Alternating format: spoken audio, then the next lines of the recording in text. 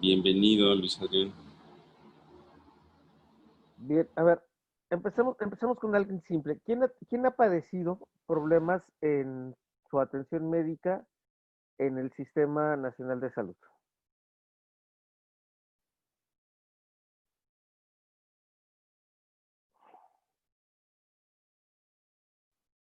Levanten su manita o cuéntenme.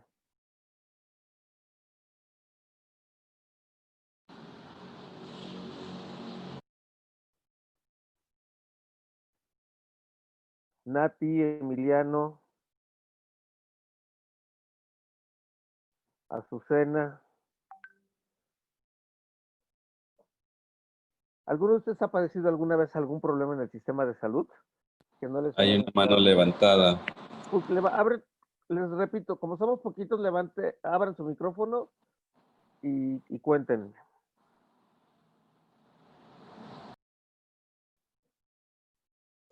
Yo, ¿Quién eres? A ver, Aria. cuéntame, ¿qué te pasó?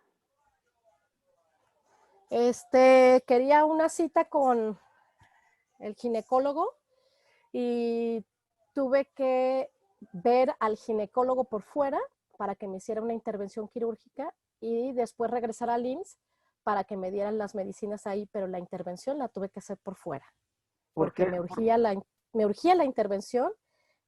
Y entonces pues la pagué y todo lo demás lo hice por dentro del seguro, o sea, me hice estudios en el IMSS, el medicamento en el IMSS con el mismo ginecólogo, pero una parte por fuera y otra parte en el IMSS. Eh, ¿Pero nunca te dieron la cita o el médico no tenía citas? No había citas. ¿Y era de urgencia? Sí, A ver, eso es a veces, eso es algo que ocurre mucho cuando los médicos dizque tienen la confianza con nosotros y muchas veces le dicen, ponen en la nota médica que no es urgente. Al poner la cita como no urgente, pues no es una urgencia. Y entonces lo que hacen muchos de esos médicos, buenas personas que nos tratan, que nos llevan a sus consultorios, es hacer un procedimiento que incluso le puede costar el trabajo. ¿Por qué? Porque el médico, si realmente es urgente y era así de, ya te tengo que operar mañana, se tiene que poner como urgente y, perdón por tanta redundancia de la urgencia, y hacer lo posible porque se abran espacios. En los quirófanos siempre hay espacios y siempre se puede mover para arriba o para abajo una operación, o sea, es decir, se adelanta o se atrasa. O se busca de qué manera podemos subsanar en algún quirófano de un hospital cercano. Y lo que hacen muchos de los médicos, y es muy constante esta práctica, te llevan hacia la parte privada, te cobran una lana y después te dicen, no, pero los medicamentos para que no pagues tanto que te los dé el seguro y los demás estudios. Y entonces para eso sí violentan la ley. La ley del Seguro Social es muy simple y dice que si yo me estoy atendiendo, si yo me opero por fuera o si yo recibo una atención por fuera, yo no puedo usar al Seguro Social como farmacia. Y lo que me queda claro que hizo este doctor fue sacar su beneficio y después usar al Seguro Social como farmacia. Si los cachan, los corren. Entonces, a veces por no quejarnos, hay incluso desalientan las quejas. No, no, no, no, si te quejas va a ser peor, va a ser muy complicado. Hace poco le pasó a la mamá de un amigo, donde igual le dijo el médico, a ver señora, la tenemos que operar de un lunar porque ya vimos que es cáncer. Yo me voy de vacaciones y regreso en un mes y después va a haber citas dentro de 3 meses. Entonces yo le recomiendo que, pues si quiere, lo hacemos en mi consultorio privado. Y la señora le dijo, no, pues no tengo dinero. ¿Cuánto tiene? No, pues tengo 3,000 pesos. A ver, vamos a hacer algo muy simple.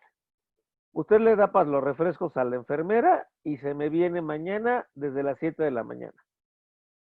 Fíjese la irresponsabilidad, ¿eh? Y en el consultorio, que no es un quirófano, que no está adecuado para hacer ningún tipo de intervención, a la señora le quitó un lunar. Entonces, eso es sumamente grave porque primero pone en riesgo la vida de la persona, pero aparte violenta la ley. Y después fue muy interesante porque una señora que conoció en la misma banca de donde está el médico, ella sí no se dejó y lo operaron 3 días después, porque ella había presentado una queja, porque resulta que uno de sus hijos era delegado sindical del Seguro Social en otro lado. Entonces, fíjense cómo a veces por el desconocimiento podemos poner en riesgo hasta nuestra vida. Y hay veces que hay médicos, y sí, es la verdad, poco éticos, que en lugar de ayudar, quieren buscar su propio beneficio. ¿Alguien adicional?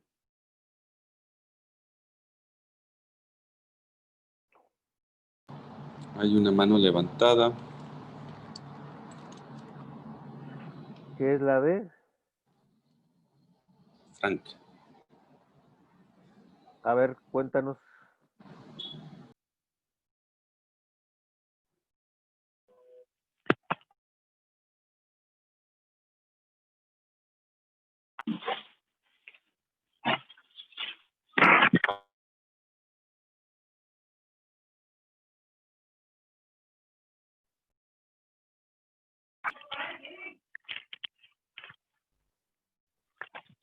Sí, bueno, Sí, te escuchamos.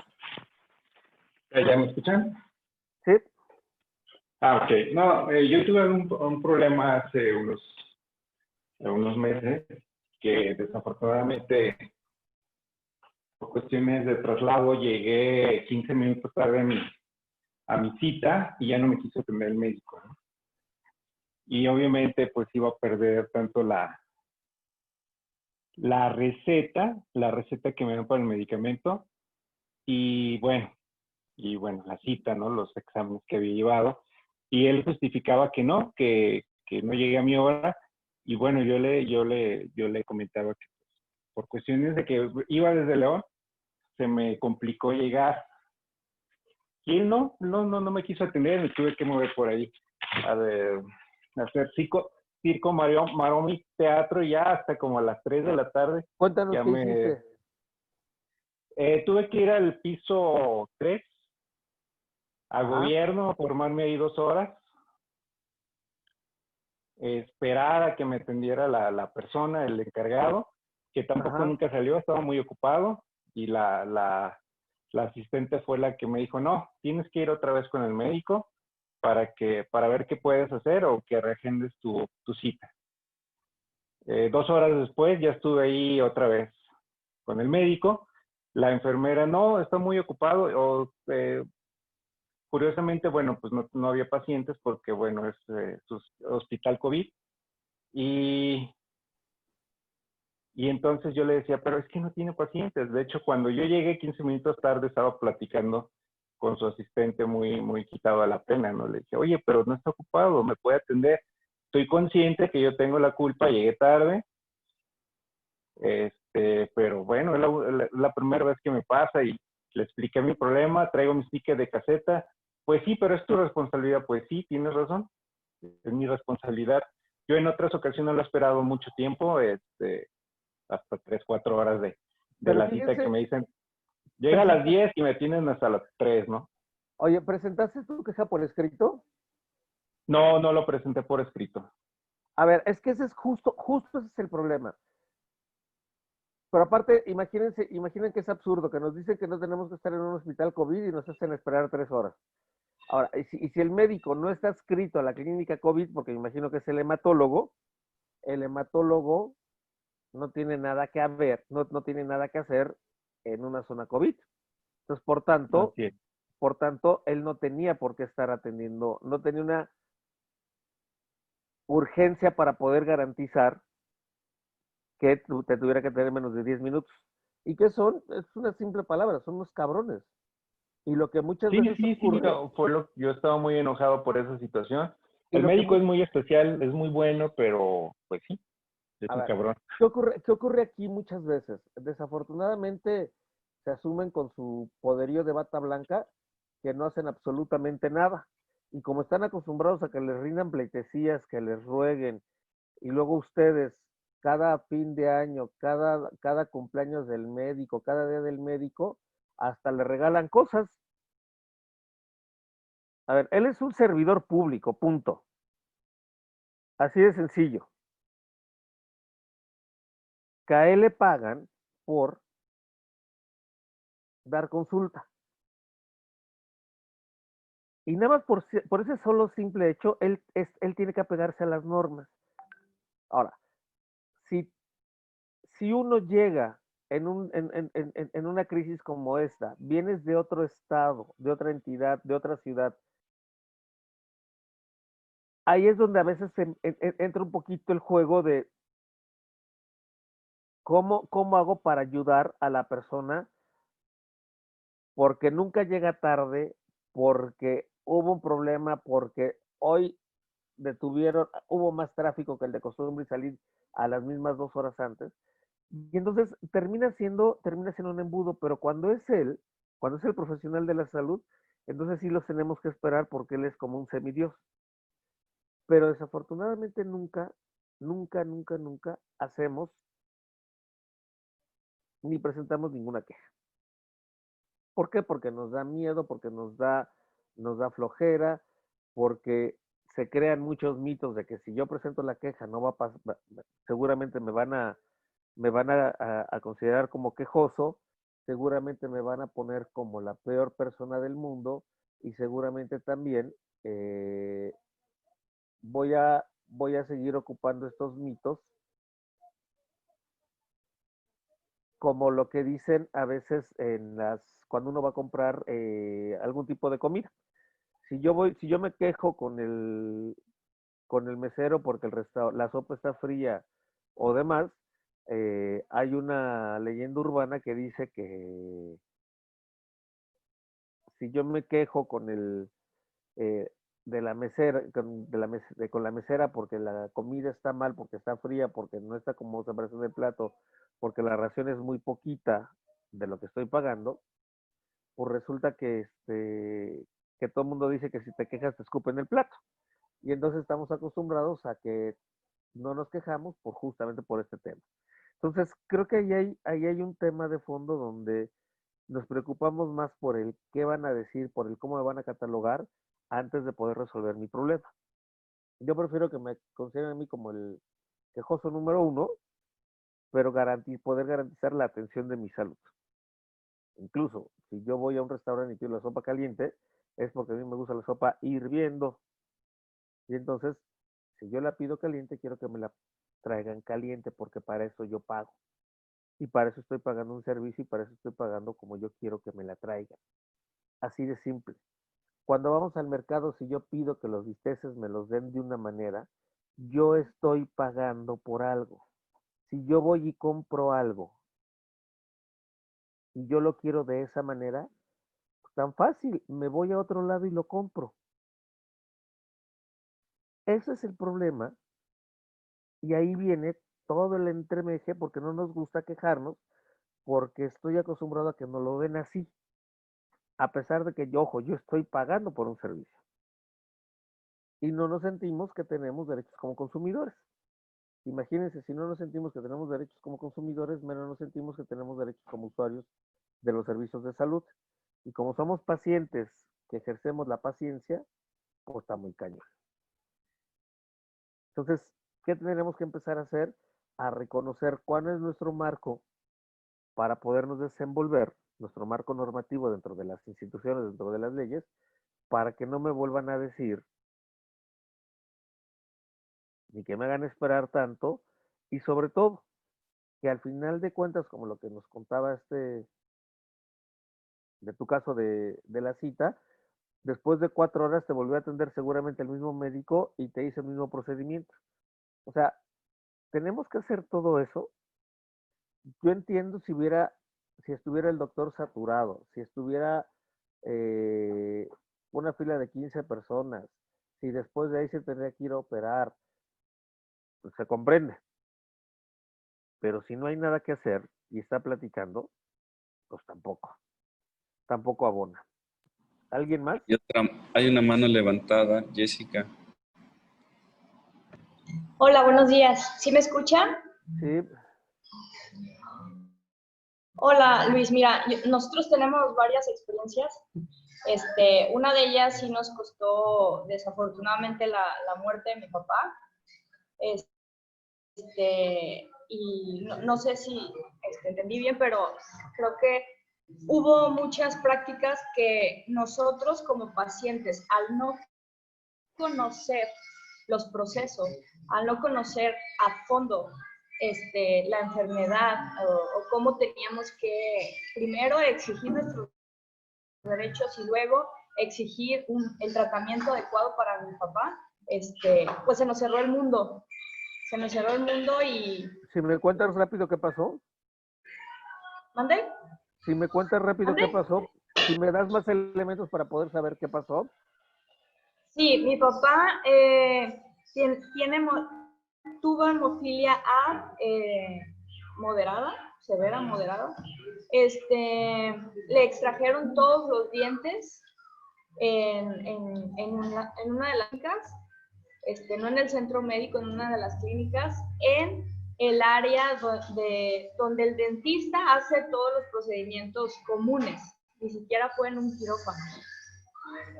Le extrajeron todos los dientes previa cita del hematólogo, quien el hematólogo pues sí le comentó que no había problema, que si la dentista decía que que se podía hacer y que podían sacarle todo de un jalón, pues adelante, y él le hizo como el plan para que estuviera estable en cuanto al factor. Le sacaron todos los dientes, lo mandaron a piso. La doctora, en la mitad del procedimiento, la doctora empezó como a estar muy desesperada y todos se volvían locos porque creo que sí vieron demasiada sangre y se asustaron. Lo mandaron a piso, la doctora ya no lo volvió a ver, y mi papá seguía sangrando. Y bueno, para no hacerlo mucho tan largo, sangró 15 días, no paró la hemorragia. Lo llevaron al centro médico y ya no pudieron hacer nada. Y pues falleció. ¿Y cuál fue el dictamen? No lo tengo a la mano, pero creo que fue... Híjole, no lo tengo a la mano. Si me das un momento, lo busco y te paso cuál fue Pero a el ver, dictamen, pero yo tengo dos preguntas. Ajá. Jamás cuestionaron por qué, o sea, me imagino que lo vio la estomatóloga en el consultorio de... El hematólogo. No, la estomatóloga, o sea, la dentista. Ajá. ¿Era una dentista común y corriente o era un maxilofacial? Según era una doctora maxilofacial, pero lo vio en el consultorio. Citó a mi papá en el consultorio normal, o sea, donde atiende a todos los pacientes. No fue en un quirófano. O sea, no pudieron controlar la hemorragia porque no tenían los instrumentos adecuados o el equipo para hacer el procedimiento. Pero volvemos otra vez a lo mismo. Yo creo que ahí también parte, y es un poco la responsabilidad de nosotros, el no empezar a hacer cuestionamientos si creemos que todo lo que está diciendo el doctor es ley. Sí. Y entonces resulta que como no preguntamos, como no llevamos una bitácora, como no nos atrevemos a sacar todas estas dudas, y obviamente me queda claro que si van a operar a alguien y le van a sacar todos los dientes de un trancazo, y si tienen deficiencias de la coagulación, como la hemofilia, pues me queda claro que en algún momento dado se puede presentar algún tipo de problema. ¿Por qué? Porque no podemos, en ninguna operación se puede decir que se tiene todo controlado al 100%.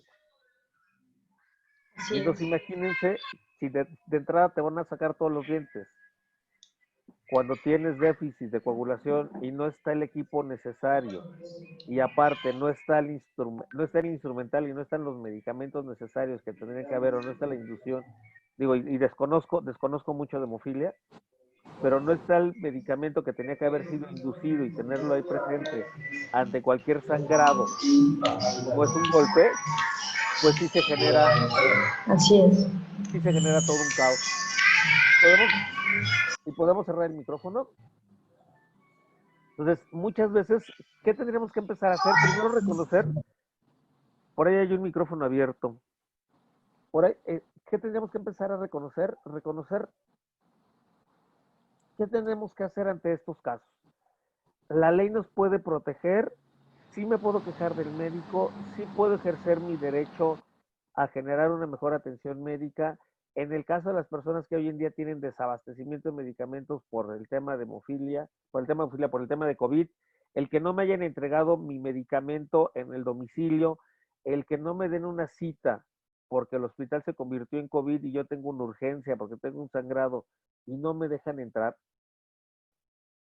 ¿Qué hago ante todos estos elementos? Es muy fácil, digo, se escucha fácil, y sí es muy fácil. Pero que tenemos que aprender a navegar ante las instancias. Quisiera preguntarle ahí a Jessica, porque yo pues estuve después conocí del fallecimiento de su papá, que ya tiene, me parece que 5 o 6 años. Y Jessica, si nos pudieras contar, porque fue muy interesante después la posición que adoptaron ella junto con sus hermanos respecto a lo que había ocurrido en el IMSS con esta... Sí, sí,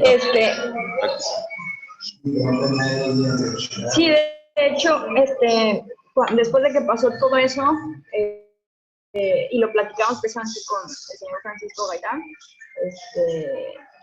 nos sugirieron que todo lo que había pasado lo tratáramos y presentáramos una demanda.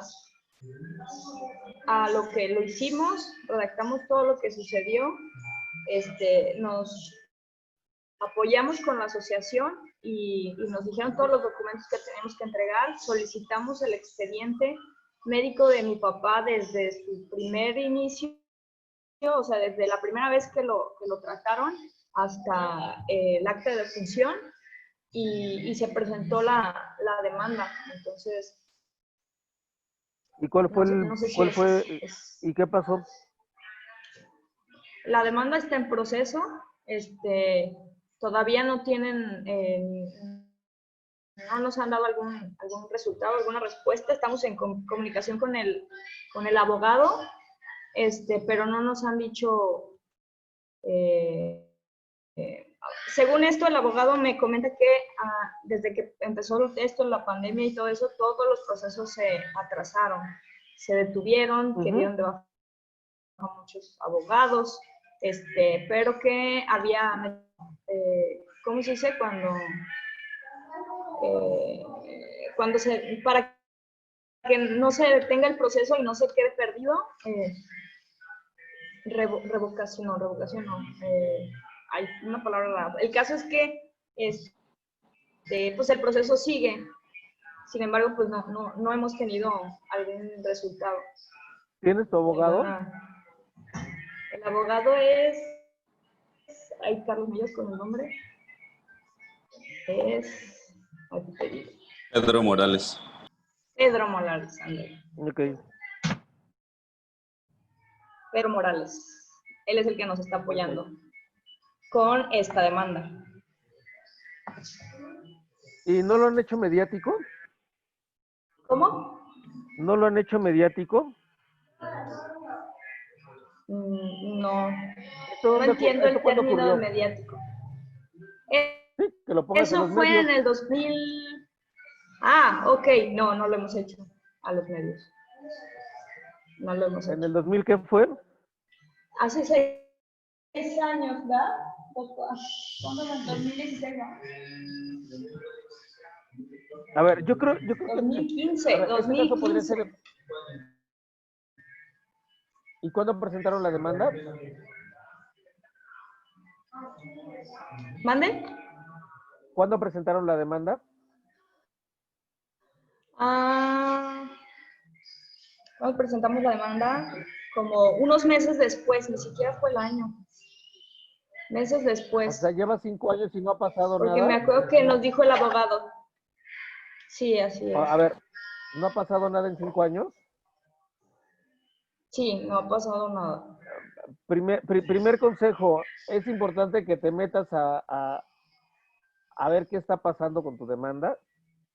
Y segundo, Ok. eso también, si yo no empiezo a conocer todo el proceso, el conocimiento o desconocimiento de la ley no me exime de la responsabilidad de esto. Entonces, si yo tampoco estoy si yo no estoy familiarizado con los términos, pues se vale empezar a preguntar al abogado, se vale empezar a preguntar a más gente qué puedo hacer. Porque desafortunadamente siempre dejo que terceras personas hagan las cosas y yo las dejo un poco atrás, por comodidad, por desconocimiento, por lo que ustedes quieran. Entonces, mi sugerencia es empezar a involucrarse más sobre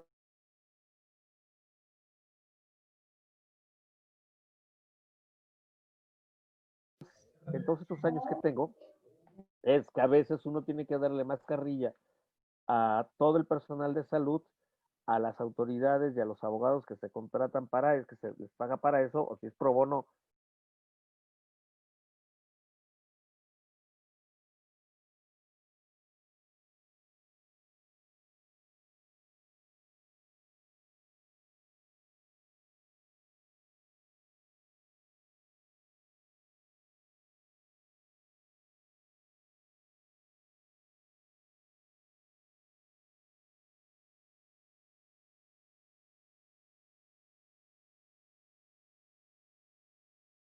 Sobre todo que no están teniendo o no están utilizando una guía o un protocolo de atención clínica o un protocolo de intervención quirúrgica para una persona que vive con hemofilia.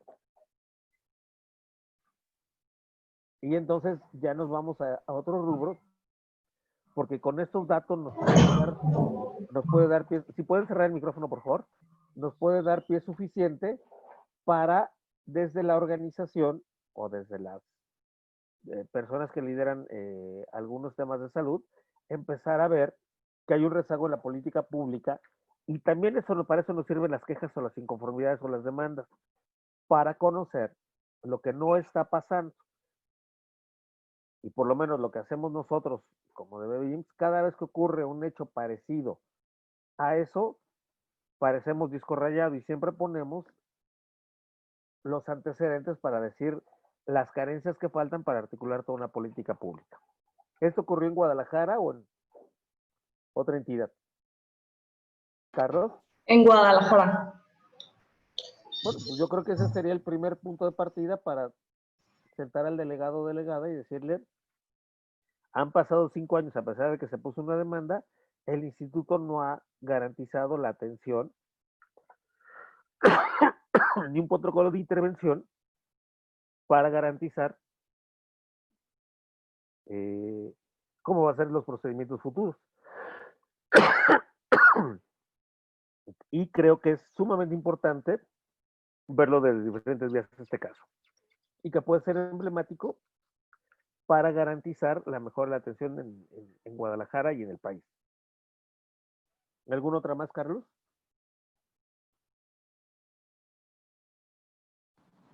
No, no hay manos levantadas ahorita. No sé si alguien quiera preguntar. La pregunta... Si no, para ya empezar. Ok.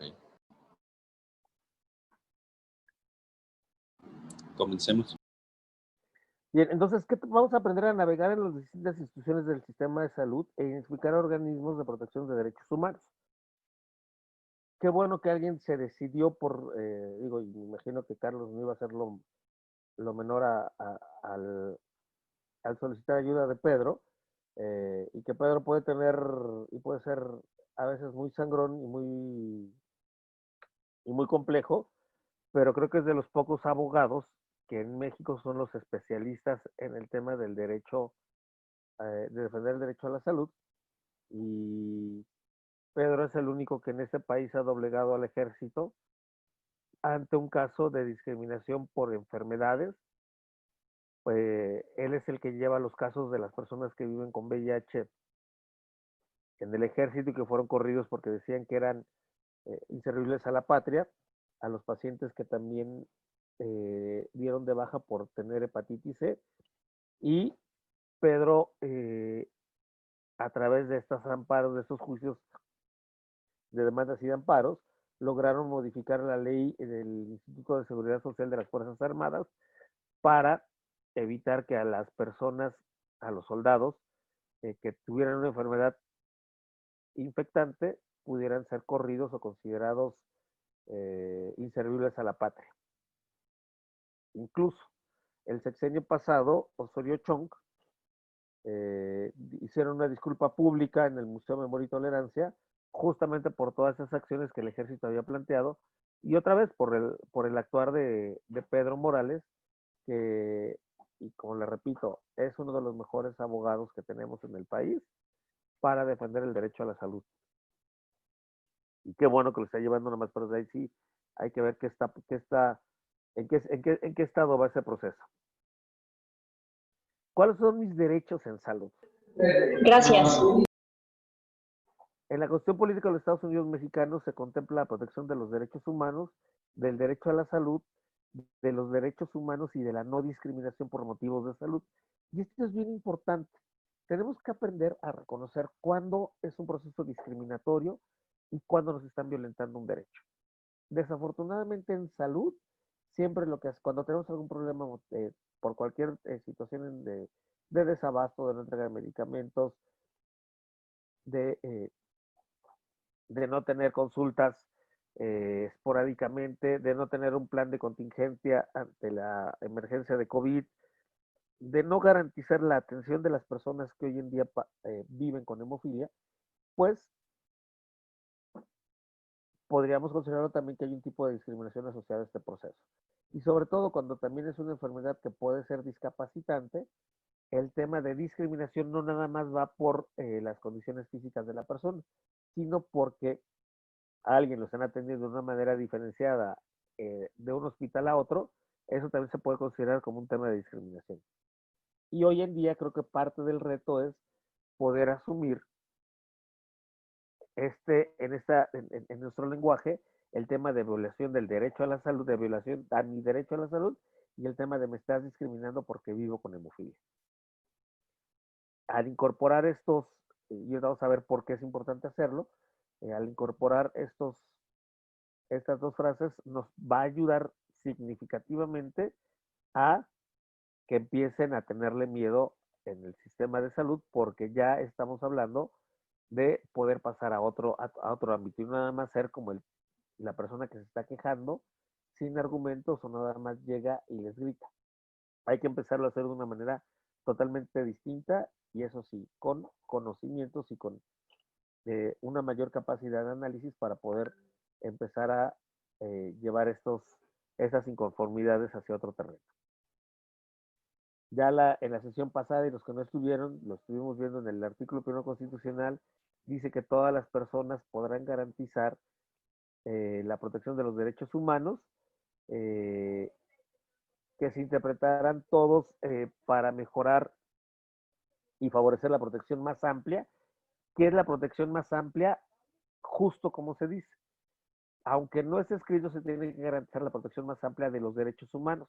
El derecho a la salud forma parte de los derechos humanos. Todas las autoridades en el ámbito de su competencia tienen la obligación de promover, respetar, proteger y garantizar los derechos humanos de conformidad con los principios de universalidad, es decir, para todos, interdependencia, indivisibilidad y progresividad. ¿Qué es esto de la progresividad? Que van a ser progresivos y que nunca van a ser regresivos. Si a una persona le están entregando el medicamento en su casa, el que no se lo entreguen a otra persona en el estado de Tabasco, eso no habla de progresividad, habla de regresividad, o sea que me estoy regresando de algo que ya tuvimos como un derecho. Ya fue un derecho ganado. Por tal motivo, el que a mí no me entreguen un medicamento en mi casa, cuando ya se los están entregando a otros, puedo considerar un acto de discriminación. ¿Qué es lo que tenemos que empezar a hacer? empezar a defender y garantizar que a todas las personas en el país les entreguen el medicamento en la casa. En consecuencia, el Estado deberá prevenir, investigar y sancionar y reparar las violaciones de los derechos humanos en los términos que la ley establezca. Entonces, cuando tenemos un problema de negligencia médica, de desabasto y demás, ¿qué tiene que hacer la autoridad? Justamente prevenir que no vuelva a ocurrir y que no pase lo que todos los años pasa, que tenemos problemas de abastecimiento, investigar cuál fue el motivo por qué no se compró los medicamentos, cuál fue el motivo por qué no llegaron al hospital, de sancionar, y puede haber muchas medidas de sanción, desde una amonestación hasta la cárcel, y yo sí creo que a veces por motivos de salud se tendría que meter a 2 que 3 personas del sistema de salud de la cárcel, porque literalmente son unos ineptos. Y de reparar, ¿cuáles son las medidas de reparación del daño? Si yo meto una demanda y estoy demandando a la institución por negligencia médica, yo puedo definir cuál va a ser la medida de reparación del daño. Yo sé que a veces el poner una cifra a una vida no tiene ningún tipo de consecuencias, pero eso ayuda a reparar medianamente un daño que se afectó. Hay otras acciones en las que no buscamos la reparación del daño monetariamente hablando, pero sí políticamente hablando. ¿Y qué es esto? Para mejorar la atención de la agenda de hemofilia, para mejorar la atención de las personas que viven en determinada comunidad, para que no vuelva a ocurrir ningún tipo de acciones. E incluso poder hacer que coparticipen en diferentes acciones que vayan en mejora para las personas que viven con hemofilia. Esto en VIH lo hemos hecho, sí, durante muchos años y nos ha funcionado muy bien. Está prohibida toda la esclavitud en Estados Unidos mexicanos. Los esclavos del extranjero que entren en el territorio nacional alcanzarán por solo estos hechos su libertad y protección de las leyes. Esto no ocurre como tal al 100%, pero bueno, se hace. Queda prohibida toda discriminación motivada por el origen étnico, nacional, el género, la edad, las discapacidades, ojo, las discapacidades, la condición social, las condiciones de salud. Y aquí es bien importante, porque cualquier trato diferenciado en materia de salud se considera, de acuerdo al artículo 9 de la Ley Federal para prevenir y eliminar la discriminación, como una práctica discriminatoria. Entonces, si a mí no me entregan los medicamentos y otra persona se los están entregando, yo puedo aludir que hay un proceso discriminatorio en el hospital donde yo me atiendo, porque el trato es diferenciado, porque no me tienen cada mes los medicamentos, el factor que requiero para garantizar mi atención clínica. El que hayan hecho ese procedimiento en Jalisco puede hablar de un tipo de discriminación adicionalmente a todas las fallas que tuvieron. Como les repito, ¿qué tendría que tener el instituto? Tendría que tener todo un marco para ver cuáles son las intervenciones que se tienen que aplicar, y me queda claro que el sacarle todas las muelas a una persona que vive con hemofilia en un consultorio, sí o sí va a haber un riesgo de sangrado, sí o sí va a haber un riesgo mayor que si no se tiene contemplado, ya vimos lo que puede pasar. ¿Cuál sería ahí el proceso? Empezar a generar desde una acción política para que ese proceso, ese suceso sea conocido en todo el país y no vuelva a ocurrir, e insistirle a la institución que me diga cuál va a ser el planteamiento normativo que se implementa, que simplemente para garantizar que esto no vuelva a ocurrir. Porque me imagino que va a haber en algún momento otra persona que le tenga que sacar 1, 2, 3, 4 o todos los dientes. ¿Y qué va a pasar si no se hizo un protocolo de atención para estas personas? La religión, las opiniones, las preferencias sexuales, el estado civil o cualquier otra que atente contra la dignidad humana y tenga por objeto anular o menoscabar los derechos y libertades de las personas. Como se pueden fijar, al interpretar muy someramente el artículo 1 constitucional, nos da demasiados elementos para poder empezar a defender nuestros derechos ante las instituciones donde recibimos atención médica. Y es bien importante que empecemos nosotros a utilizar ese tipo de argumentos, a utilizar este tipo eh, de artículos de la Constitución, de la Ley General de Salud y demás, y ahorita vamos a ir viendo algunos que son vinculantes, para empezar a cambiar nuestro nivel de lenguaje, y en ese momento ustedes pueden observar cuando les ocurra algo y empiecen a hablar de me voy a quejar porque el artículo primero constitucional dice esto, porque esto dice esto, cambia drásticamente el escenario. Y a partir de ese momento, el trato que recibo por parte del personal de salud cambia diametralmente. Les voy a contar una anécdota. Llego yo un día, me van a operar y me dicen que tienes que sacar cita. Mentira, eso no fue de la operación. Tenía que acudir al servicio siempre me quejo por todo, tenía que acudir al servicio de nefrología, y entonces me dicen, tienes que sacar cita de primera vez. Entonces yo voy bien obediente, hago mi fila, espero los 40 minutos ahí en la fila, llego con la señorita y estaba platicando. Y le digo, oiga señorita, para sacar cita de primera vez. Ay, no, no se puede. Aparte, ya casi no va a ser hora. Ya me tengo que ir a desayunar. Dijo, oiga, yo ya me aventé 40 minutos en la fila. Si quiero, me tengo que ir a trabajar. Quiero que usted me diga, no, pues es que ahorita no se puede. El que sigue, pues no me moví de ahí. Le hablé al director, porque tengo el celular del director. Pero fíjense, a mí no me hubiera costado nada hablarle al director y sacar una cita. No, creo que como defensores de derechos humanos no tenemos que hacer eso, porque si no estamos utilizando un privilegio. Lo que tenemos que hacer es, y creo que tenemos la obligación moral de pasar por todo lo que tenemos que pasar todos los usuarios. Y no porque yo sea un defensor de derechos humanos, porque sea visible por lo que hago defendiendo a las personas que vivimos con VIH, me tengo que saltar las trancas. No, yo cumplo con todos los procedimientos. Le hablo al director. Para esto le digo a la señorita, me voy a quejar, y se voltea y se ríe con la que estaba hablando y dice, ay, haga lo que quiera. Cuando escuchó ella que empecé a hablarle al director y que de repente el teléfono del módulo de citas médicas empezó a sonar como loco, la chava ya no sabía qué hacer. Y dijo, no, es que el señor llegó muy agresivo, y de repente se escucha una voz atrás que dice, no, el señor no está agresivo, ustedes son las que están platicando. Y entonces la fila las empezaron a atender de una manera más rápida. O sea, fíjense lo que podemos ocasionar cuando hacemos una acción bien. Podemos tener beneficios para otros, porque literalmente lo que hacían era atenderlos como se les daba su regalada gana. Obviamente cuando subimos a la dirección, que mandaron llamar a la trabajadora, no sabía ni qué decir.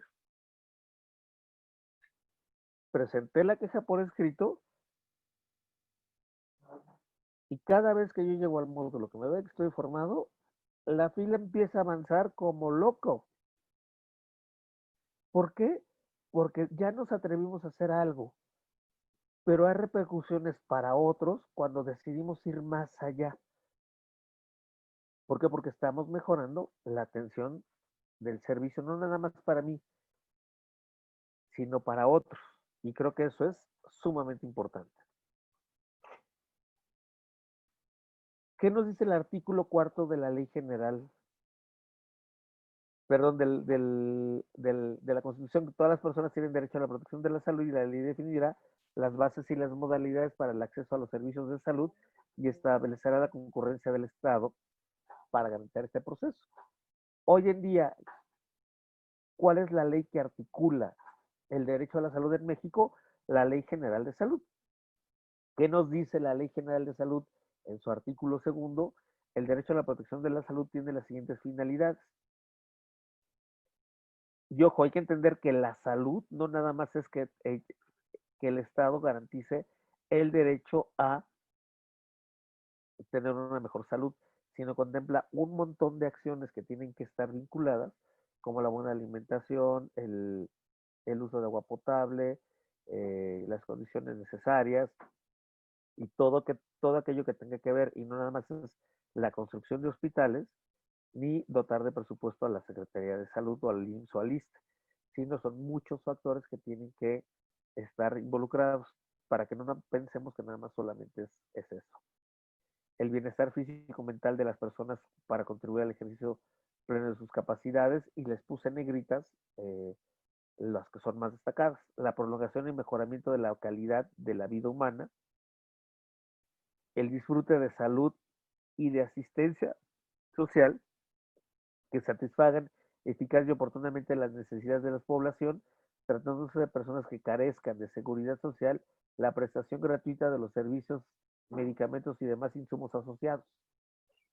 Entonces yo me pregunto, ¿por qué las personas que viven con hemofilia después de la última reforma a la ley no están empezando a sentarse con las autoridades para garantizar el derecho a la salud de las personas que no cuentan con seguridad social y que viven con hemofilia? Y aquí lo dice en el artículo 2, inciso quinto, que a las personas que viven con hemofilia no se les va a poder garantizar este derecho. Leámoslos de nuevo. El disfrute de servicios de salud y de asistencia social que satisfagan eficaz y oportunamente las necesidades de la población, tratándose de personas que carezcan de seguridad social, la prestación gratuita de servicios de salud, medicamentos y demás insumos asociados. O sea, ya la ley lo está diciendo.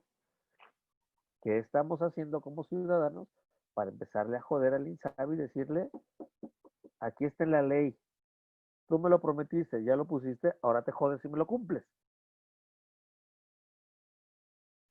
El conocimiento para el autocuidado, adecuado aprovechamiento y utilización de los servicios de salud, el desarrollo de la enseñanza y la investigación científica y tecnológica para la salud, la promoción de la salud y la prevención de las enfermedades. El artículo 77 bis 37 dice, los beneficiarios de la protección social en salud tendrán, además de los derechos establecidos en el artículo anterior, los siguientes: recibir en igualdad y sin discriminación los servicios de salud a que se refiere el presente título. El nivel de ingresos o la carencia de estos no podrán ser limitantes para el acceso a la prestación de los servicios de salud, medicamentos y demás insumos asociados.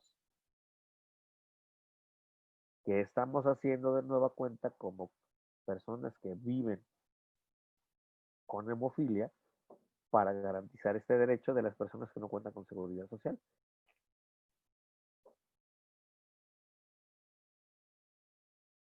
La atención sin discriminación y en términos de igualdad. Si una persona o a 10 o a 15 ya les dan su medicamento en casa, ¿por qué a las otras 497 personas de ese hospital no se las dan? ¿Qué están haciendo ahí? Incurriendo en una práctica discriminatoria. Recibir servicios integrales de salud. ¿Cuáles serían los servicios integrales de salud? Y yo les pregunto a ustedes, una persona que me los pueda decir, para hemofilia. ¿Quién levanta la mano?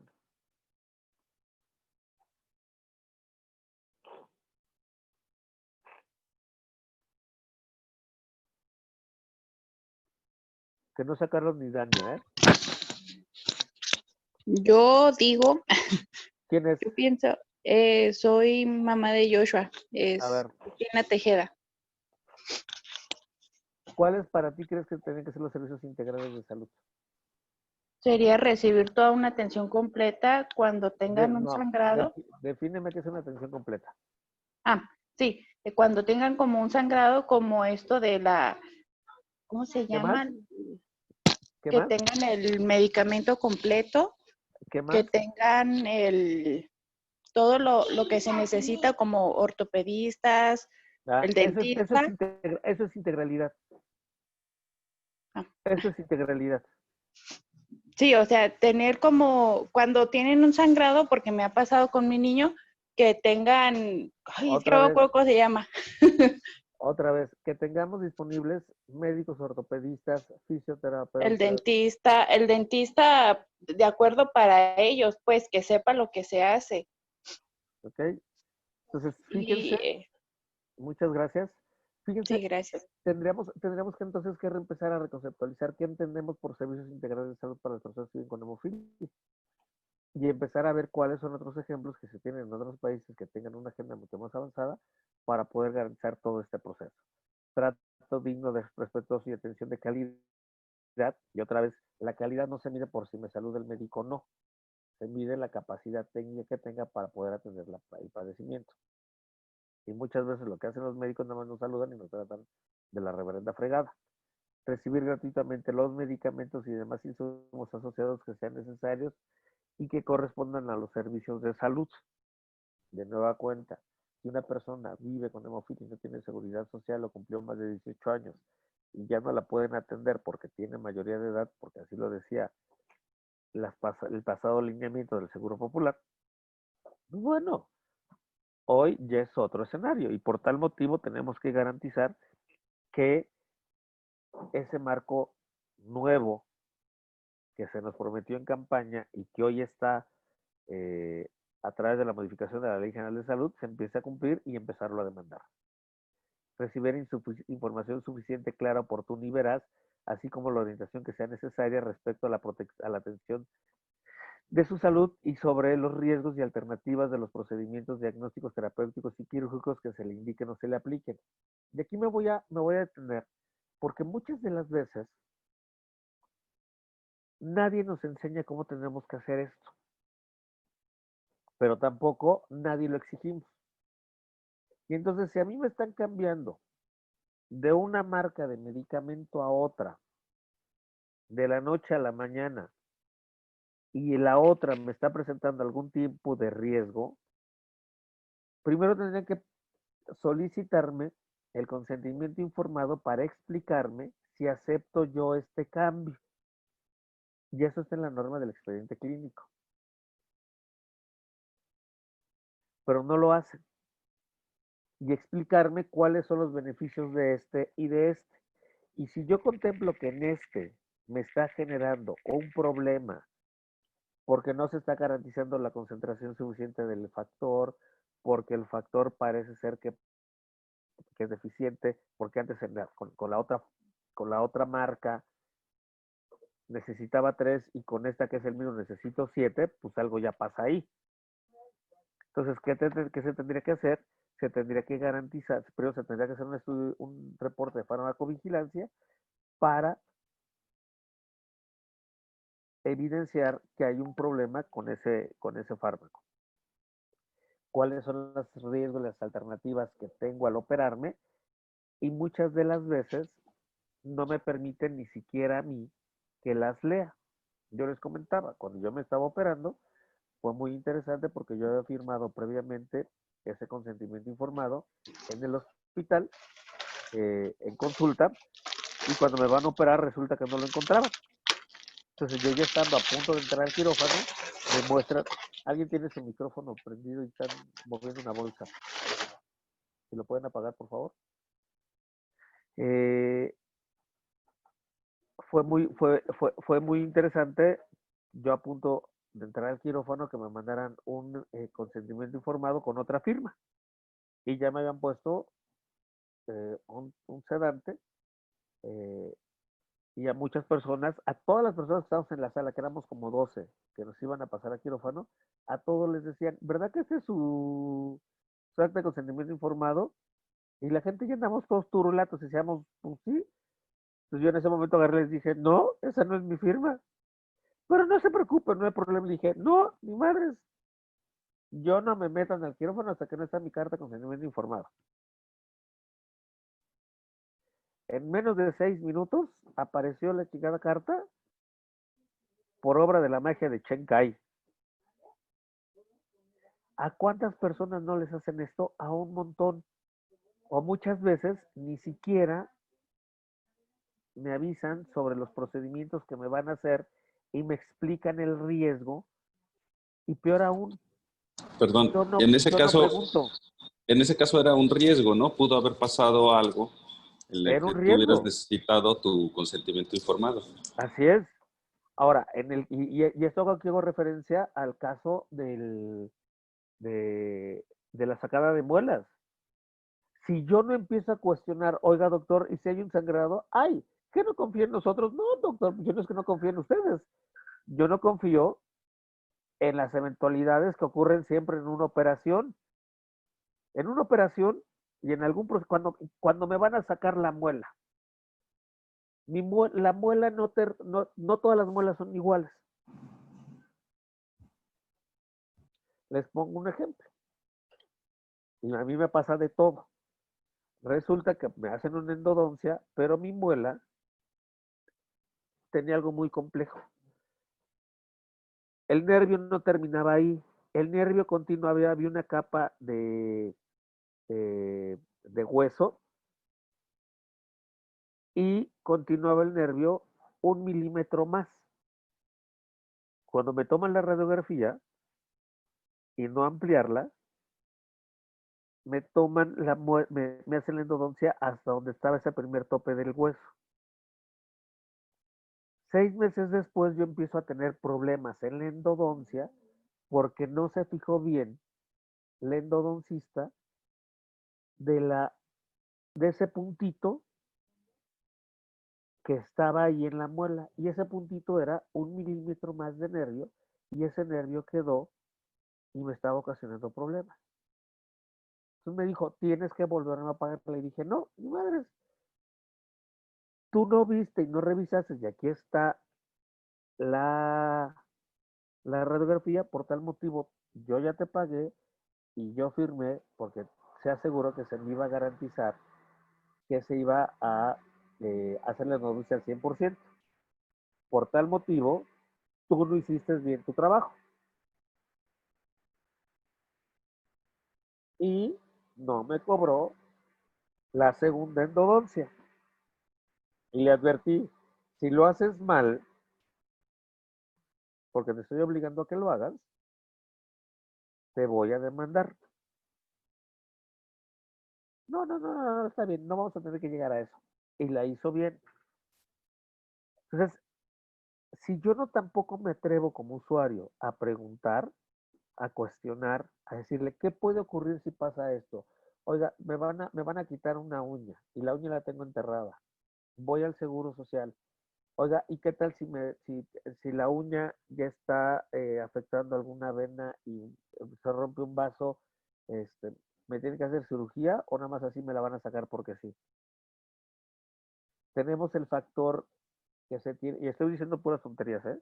El factor que se requiere ante el sangrado inminente que pueda tener y que se tenga allí en el consultorio para garantizar que cuando me quiten la uña pueda hacer esto. Es necesario poner mi inducción previa y constante de factor para que sea como profiláctico y no tenga ningún tipo de sangrado. No, pues que sí se puede. Ah, entonces necesito que me lo hagan. A eso se refiere este derecho. Y muchas veces no lo aplicamos. Contar con su expediente clínico, decidir libremente sobre su atención, otorgar un asunto de consentimiento válidamente informado para tratamientos, para inicio de tratamientos o procedimientos, cuáles son las ventajas y las desventajas de utilizar ese nuevo procedimiento, cuáles son las ventajas y las desventajas porque me cambien de medicamento, ser tratado con confidencialidad, contar con facilidades para tener una segunda opinión. Ah, pues yo no estoy de acuerdo con lo que usted me está diciendo, por tal motivo voy a solicitar una segunda opinión porque quiero ser evaluado por otro médico. Y si coinciden o si no coinciden, pues bueno, ya entramos ahí en una controversia.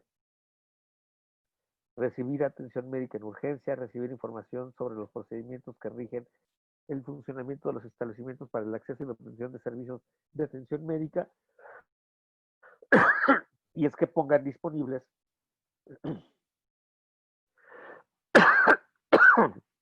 en todo momento y que se transparente qué hacer ante diversos escenarios.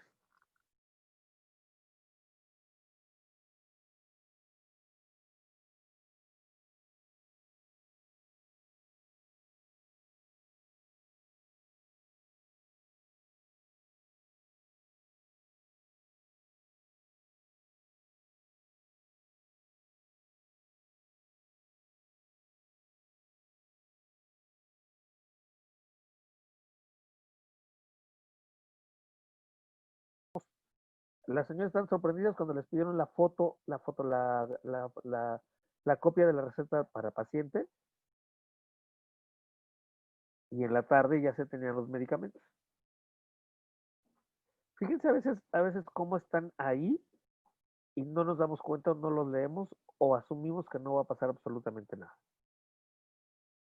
No cubrir ningún tipo de cuotas de recuperación o cualquier otro costo de los servicios de salud, medicamentos y demás insumos asociados para recibir conforme la prestación de ese título. Presentar quejas ante los servicios establecidos de salud y en su caso ante el Instituto de Salud para el Bienestar por la falta o inadecuada prestación de servicios establecidos en este título, así como recibir información acerca de los procedimientos, plazos y formas en que se atenderán las quejas y consultas. O sea que tenemos derecho a presentar las quejas. Y entonces, ¿por qué nos da miedo?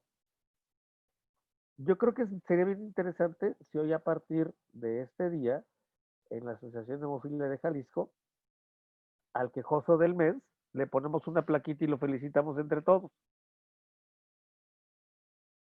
Y le damos su playera, primer lugar en quejas del mes. Y lo hacemos de una manera asertiva y no lo vemos como algo malo el traernos a quejar. Entonces yo ya voy a empezar a promover entre las organizaciones de pacientes el tener la figura del quejoso del mes y que sea de manera propositiva. No verlo como algo malo. Se atrevió a quejar, si dio buen resultado, vamos a celebrarlo. Aplaudámosle todos que sí se atrevió a hacerlo y le pongámosle su foto ahí con el quejoso del mes. ¿No estaría chido? Si eso va a ayudar a poder garantizar la mejora en la atención de los servicios, pues adelante. Lo estar haciendo ya entre todos y entre todas. Artículo 77 bis 38, que esas son la parte de los deberes que tenemos como usuarios de los servicios de salud. Participar en acciones de educación para la salud, promover y prevención de enfermedades, informarse de los procedimientos que rigen el funcionamiento de los establecimientos para el acceso y los servicios de atención médica, colaborar con el equipo, informando verazmente y con exactitud sobre sus antecedentes, necesidades y problemas de salud. Y aquí es bien importante porque en este proceso todos ganamos. Si yo cuando acudo al médico le digo todo el problema que traemos, doctor, ¿qué cree? Tuve un sangrado. Doctor, ¿qué cree? Mi hijo se cayó o yo me caí o me pasó esto y no me apliqué el factor, me dio flojera, no me lo habían entregado en el domicilio. Cualquiera de estas cosas, para el médico va a ser información sumamente relevante que va a poder ayudar a garantizar la mejora en la atención y no convertirlo en una consulta de 5 minutos. ¿Sí? Entonces, ¿cómo le hacemos para mejorar también el proceso de la consulta? Cumplir las recomendaciones, prescripciones de tratamiento, procedimientos general para que haya aceptado someterse. Y aquí también es bien importante compartir todas aquellas cosas que a veces estoy poniéndome, comprando de artículos de medicinas milagro, porque estos van a afectar sí o sí directamente mi calidad de vida. Porque con eso de que hoy en día está de moda y en boga de que todo es natural, pues no. Todo, hasta lo natural son productos químicos que interactúan con los productos químicos que me están metiendo al organismo. Y muchos de esos productos pueden contraponerse y en lugar de ayudar me pueden joder más el estado de salud en el que yo voy. Informarse acerca de los riesgos y las alternativas de los procedimientos terapéuticos quirúrgicos que se le indique se le apliquen. O sea, también tengo la obligación de hacerlo. ¿Qué hago? Lo primero que no tenemos que hacer es meternos a internet y buscar, porque nos va a salir cualquier tontería. Acuérdense que en internet no precisamente las primeras páginas son la mejor información. Hasta eso hay que también hay que aprender a saber buscar en internet cuáles son las páginas especializadas en hemofilia, cuáles son las páginas especializadas en hemofilia para usuarios de los servicios, cuál sí es información asertiva de hemofilia entre pares, porque esto nos va a ayudar a poder contar con información de calidad. Porque a veces la primera información que sale en internet no precisamente es la más asertiva, porque hoy en día si yo pago porque aparezca mi página o mi información en primer ranking, yo pago por eso. Y Google no hace un rasero de calidad. Es lo que hace un rasero para ver quién me paga más para que aparezca la información en los primeros rankings. Tenemos que, hasta aquí alguna pregunta con temas de salud.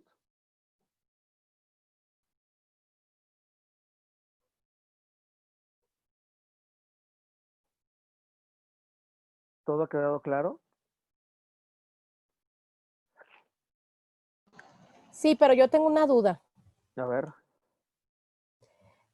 Estabas mencionando que en el artículo 77, bis 37, el inciso 5, donde dice que, sí, que necesitamos información suficiente, clara, oportuna y veraz y la orientación necesaria. Mi pregunta es, si se supone que está en la ley, no tiene coherencia con los 15 minutos que el médico tiene con cada una de las personas que está atendiendo.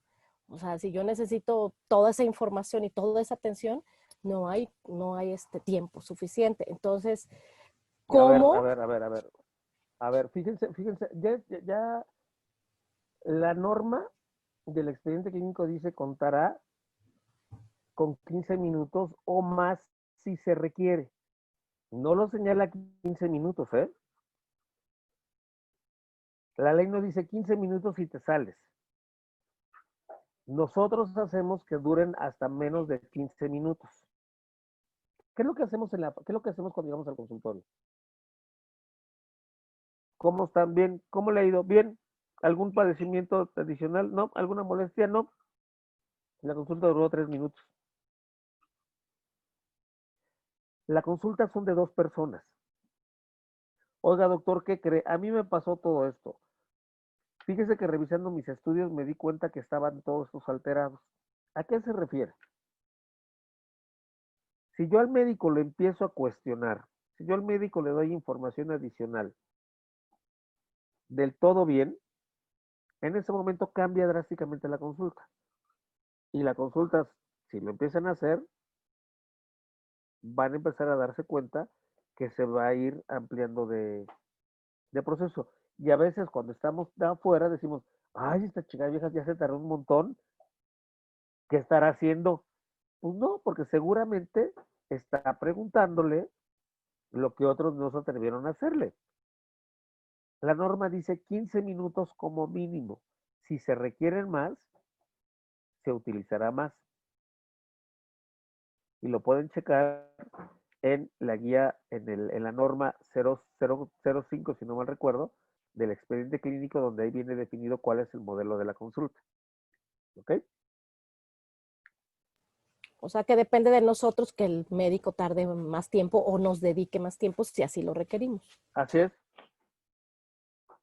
Pero de entrada, la mayoría, en un 90%, y sí, incluso un poquito más, el usuario de los servicios no llega con exactitud. Le pregunta que todo está bien, que todo es maravilloso y que no pasa nada. Y cuando salimos, empezamos a preguntarle con el que sí meramente generamos confianza, que es con el que está al lado. Hoy, con el tema del acceso a Internet, pues le preguntamos al doctor Wikipedia, que no es ni lo más asertivo ni lo mejor.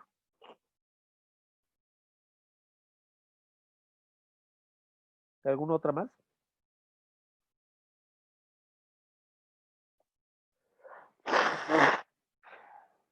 ¿Alguna otra más?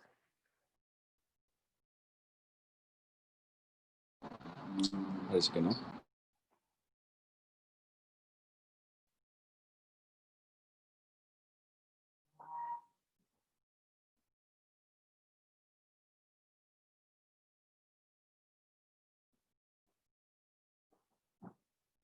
Alguien dice, buenos días a todos, perdón lo que voy a comentar, me ha tocado enviar mis datos a ciertas personas. Carlos, tú me has apoyado, pero cuando envío mis datos jamás me vuelven a decir, oye, ya te tengo buenas noticias sobre el problema de ti, tal vez no sé ese tema, pero me ha pasado. ¿Y por qué no les estoy yo molestando? A mí me pasa, cuando a mí me mandan un caso y yo porque tengo otros 40 casos adicionales, la persona no me está diciendo, oye, ¿qué pasó con mi situación? Pues se me puede ir. Entonces yo también al iPhone 6 vaca, pues le empiezo a decir, oiga, Carlos, ya no está haciéndose guaje, ¿eh? ¿Qué ha pasado con mi caso? No, pues se va caminando, ahí va, no me han dado respuesta. Pero yo también tengo que ser proactivo, ¿eh? Porque si le dejo toda la responsabilidad a una persona, pues ya estamos mal. Tenemos que aprender a qué, a preguntar cómo van las cosas. Doctor, cómo va mi atención médica? ¿Cómo me ve? ¿Estoy mejorando? ¿Estoy empeorando? Nunca lo hacemos. Tenemos que dejar la responsabilidad, tenemos que dejar de darle responsabilidad a otros. Es mi atención y por tal motivo a mí me preocupa. Y pasa lo mismo también con las quejas y ahorita lo vamos a ver. Si yo le ingreso la queja y no hago mucho más allá, pues no va a pasar absolutamente nada. Tengo que empezar a ser una persona más proactiva. Ay, es que me da pena. No, pues no se van a morir con pena. Ay, no es que yo soy muy tímido. No, pues tenemos que dejar atrás la chingada timidez. Tenemos que aprender a ser más proactivos en todo momento. ¿Sí? Pero ojo, y esto nos pasa siempre a todo mundo. Nos cuesta trabajo. Hay que cambiar ese chip si queremos mejorar la atención médica. ¿Ok? Pero es entre todos. Y siempre y ahorita lo vamos a ver más adelante cuando veamos cómo se presenta una queja y qué tenemos que hacer cuando se presenta una queja. Porque eso nos va a ayudar a estar más informados sobre nuestra salud. Existe la Comisión Nacional de Derechos Humanos y la Comisión Nacional de Derechos Humanos no nada más protege a delincuentes y eso es algo que nos tiene que quedar bien claro. Puedo poner y anteponer quejas de violaciones a derechos humanos y que nos pueden servir para que nos ayude la comisión o para generar indicadores, es decir, para poner y ver y poder evaluar los servicios de salud. En el artículo 102 le da cabida a la Comisión Nacional de Derechos Humanos. Algo que no tiene hoy en día la Comisión Nacional de Derechos Humanos es que se pueden presentar quejas y denuncias que no precisamente van a generar una acción de obligatoriedad. Las instituciones van a poder decir si acepto la recomendación o no la acepto. Pero eso nos ayuda, como repito, a visibilizar que hay un problema. El artículo 3 de la Comisión Nacional de Derechos Humanos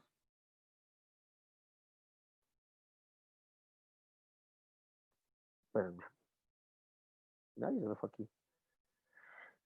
Dice que tendrá competencia en todo el territorio nacional para conocer las quejas relacionadas con presuntas violaciones a los derechos humanos cuando estas fueron imputadas a autoridades y servidores públicos de carácter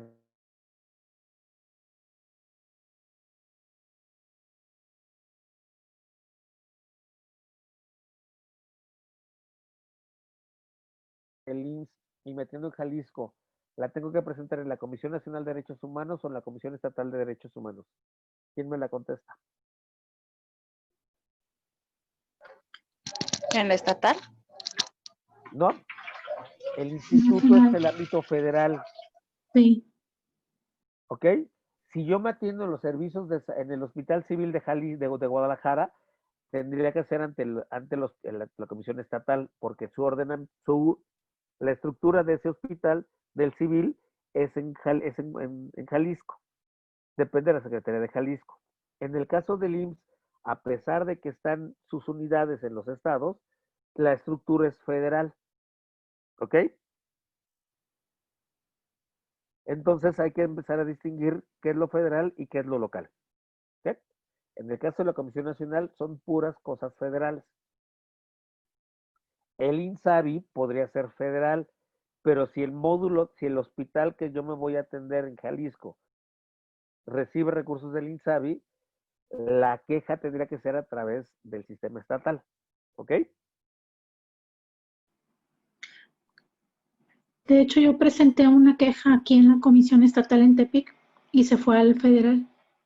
Pero ¿sabes cuál es el problema? Que en ese proceso te vas a llevar meses. No, afortunadamente no fue así. Afortunadamente, aquí la Comisión Estatal actuó de manera rápida y oportuna. En tanto corría la notificación a México, ellos ya habían hecho una reunión aquí, habíamos celebrado una reunión aquí con el delegado, subdelegado, directores y toda el área administrativa. Fue posiblemente un caso extraordinario, posiblemente sí, pero fue muy oportuno y muy, Bueno, tuvieron muy un muy buen eficiente. delegado Así es. tuvieron un visitador que se puso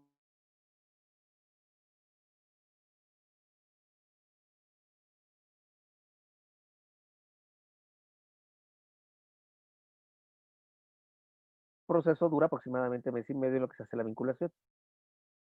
¿De quién va a depender? ¿De qué tan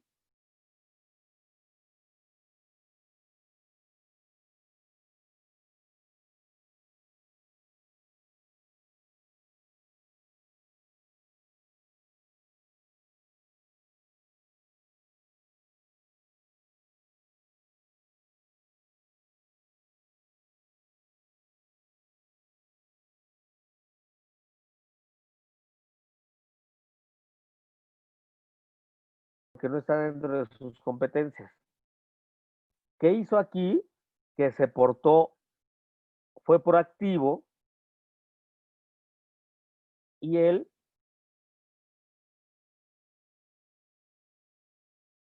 solicitó la reunión, solicitó el actuar más allá y extralimitando de sus funciones, porque el Seguro Social también le podía haber dicho, un momentito, usted no es autoridad, así es de que hasta que no me llegue la otra. Creo que aquí hubo voluntad de varias partes para ejecutar este proceso.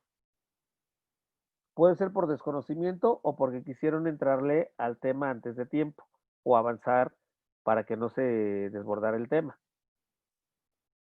Pero eso otra vez depende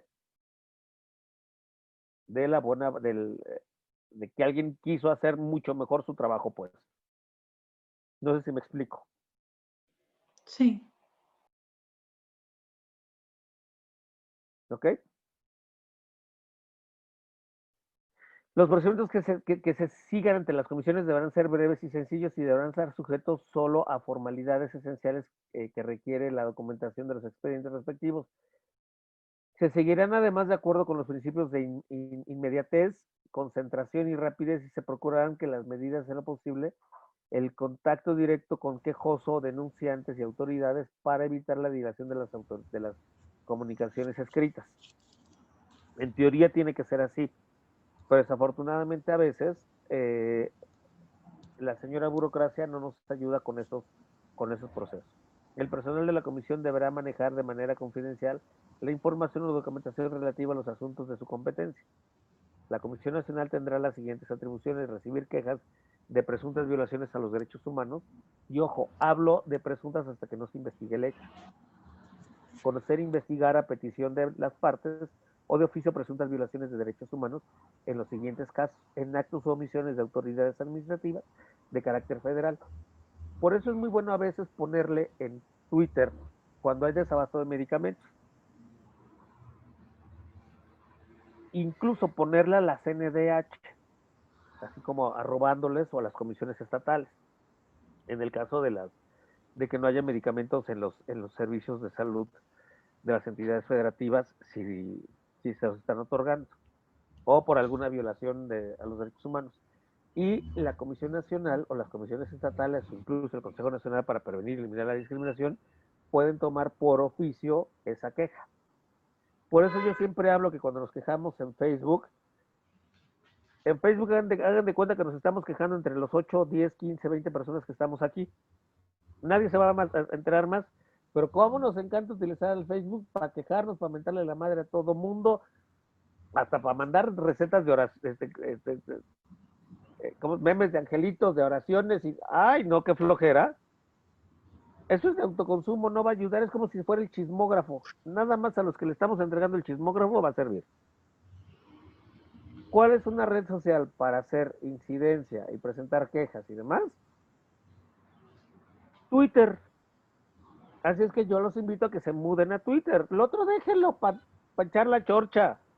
Pero hay nadie, absolutamente nadie se va a enterar si no está en mi red social. Y luego me da mucha risa cuando dicen, ay, compártamelo para publicar. Pues sí, nada más se van a enterar sus propios personajes.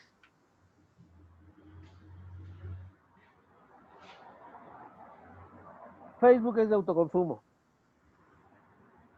En cambio, si yo tengo en el Facebook a servidores públicos y demás, pues yo sí les echo de habladas también ahí. Pero si no los tengo ahí, pues ¿para qué? Ahora, hay que ser estratégicos. Yo muchas veces pongo información en mi Facebook que yo sé que le van a contar a la persona que quiero que se entere. Y eso ya es distinto. Pero porque yo ya sé y a quién tengo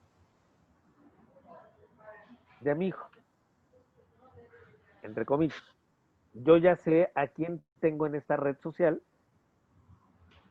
que va a ser el que le va a informar a la persona lo que yo estoy diciendo. Hay un plan.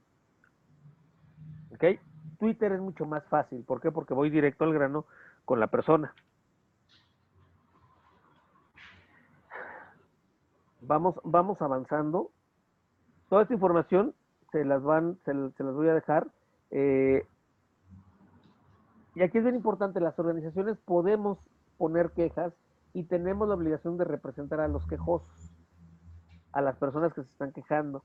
Si los dejamos a la deriva, como usuarios que nos estamos enfrentando a una institución, nos va a costar mucho trabajo. Hay que empezarlo a hacer mucho más proactivo.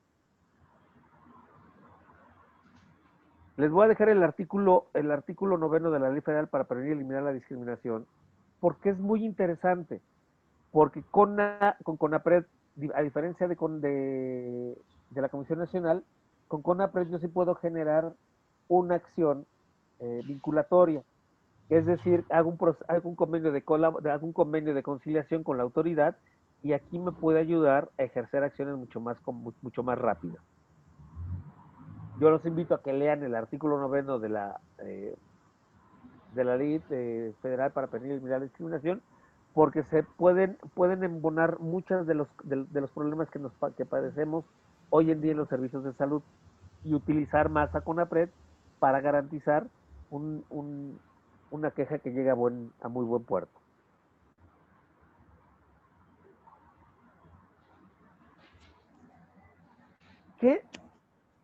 ¿Cómo se pone una queja? Es muy simple. Una queja tiene que ser siempre por escrito. Las quejas habladas, las quejas por Facebook no sirven para nada. ¿Qué tiene que tener? ¿Qué datos tiene que tener? Mi nombre completo, número de seguridad social, número de carnet, número del expediente, estado, ciudad. Es bien importante ponerle el teléfono donde voy a contestar. Si pongo el celular que nunca contesto porque me da miedo que me extorsionen, pues no lo pongo. Si no cuento con teléfono, pido el teléfono de mi vecina si me da chance. Hoy todo el mundo tenemos acceso al celular, correo electrónico. Es bien importante saber en dónde fue la queja. En el hospital, en la unidad de medicina familiar, en el hospital de alta especialidad. ¿Quién es el médico tratante o el personaje que estuvo involucrado en la queja? Motivos de la queja: desabasto, mala atención, negligencia. Y ahorita vamos a ver qué tendríamos que hacer para poder hacer todo este proceso. Los hechos. ¿Cuáles fueron los hechos que motivaron a hacer una queja? No me entregaron el medicamento y cada mes es lo mismo. Desde hace 6 meses quedaron de enviar el medicamento a mi casa y no se ha enviado. ¿Cómo documentamos una queja? ¿Qué es documentar? Probar, justificar la verdad de algo con documentos. ¿Cuáles son los documentos que tenemos que poner nosotros? Las notas médicas, las copias de las recetas, la copia del expediente clínico. Ojo, no se lo roben. Se puede sacar el expediente clínico de una manera legal. Si es el Seguro Social, les comparto el formato con Carlos. Si es en el ISSSTE, pedirlo a través de la Plataforma Nacional de Transparencia, solicitando mis datos personales. Pregúntenle a Carlos ya lo sabe hacer. Las fotos. Si nos dan un resumen médico, si nos dan una nota médica, pues yo lo que hago es tomarle la foto. Y entonces ya la traigo en mi celular, y la traigo ahí pendiente y sería interesante poder tener parte de los documentos que ocupamos normalmente o las notas cuando no las dan, si no puedo ir a sacarle la copia y si tengo un celular con cámara, pues le tomo la fotografía. El testimonio, qué ocurrió en este proceso.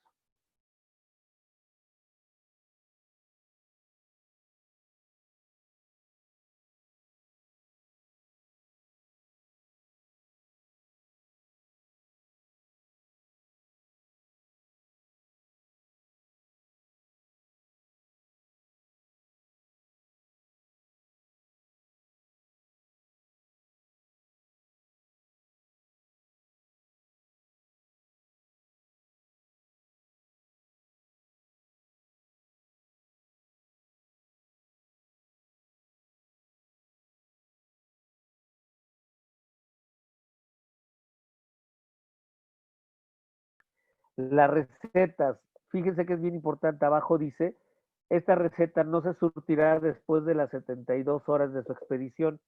Si no tiene un sello de no surtido, la receta se pierde a las 72 horas y tienen que volver a expedir otra. Lo que trae como consecuencia que se vaya retrasando mi fecha de medicamentos y van alargando.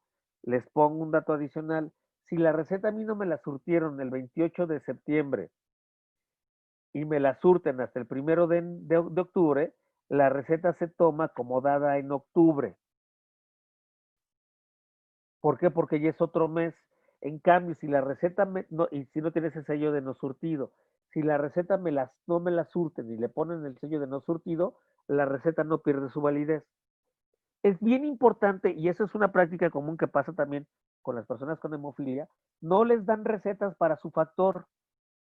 ¿Cómo van a comprobar que les tienen que dar una receta para este proceso? ¿Cómo vamos a comprobar el desabasto? Así es que, por favor, es bien importante que les den receta cuando les van a dar o les van a prescribir factor, cualquier tipo de factor. ¿Sí? Las notas médicas de las que les estoy comentando. ¿Cómo integro mi queja? Hagan de cuenta que vamos a escribir un correo electrónico o vamos a escribir un post de Facebook, donde ponemos mi nombre completo, tu número de identificación, ya lo dije antes, número de seguridad social, RFC, carnet del expediente, el número con el que me identifico en el sistema de salud, la ciudad y estado en donde vivo, número de teléfono para que me puedan localizar, motivo de la queja. Es bien importante que expliquemos claramente qué pasó. El nombre del hospital, la fecha, el nombre del médico, la razón por la que se presentó la queja.